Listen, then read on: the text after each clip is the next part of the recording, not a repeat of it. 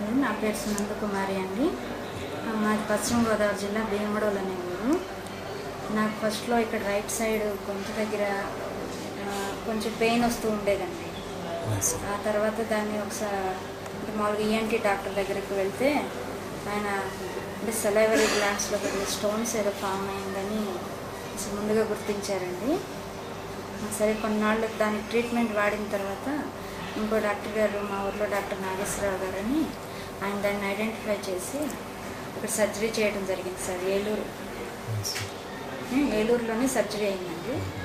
తర్వాత మామూలుగా అంటే అక్కడ ట్యూమర్ ఉందని ఐడెంటిఫై చేశారు. తర్వాత ట్యూమర్ని బయాప్సీ చేస్తే అప్పుడు క్యాన్సర్ ఫస్ట్ స్టేజ్లో ఉందని, అందులో స్టోన్స్ కూడా ఫామ్ అయిందని తెలిసిందండి. ఆ తర్వాత డాక్టర్ నాగేశ్వరరావు గారే మమ్మల్ని అపోలో హాస్పిటల్కి పంపించారండి.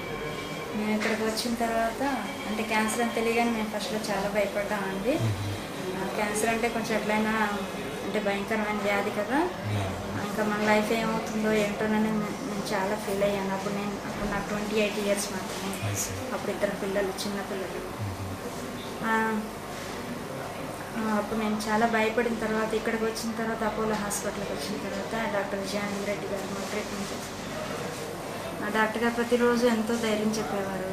డాక్టర్ గారిని చూడగానే అసలు ముందు వ్యాధి నయమైందనే ఫీలింగ్ ఎక్కువగా ఉంది. ఆ తర్వాత నాకు కొన్నాళ్ళు రేడియేషన్ ఇచ్చారు సార్.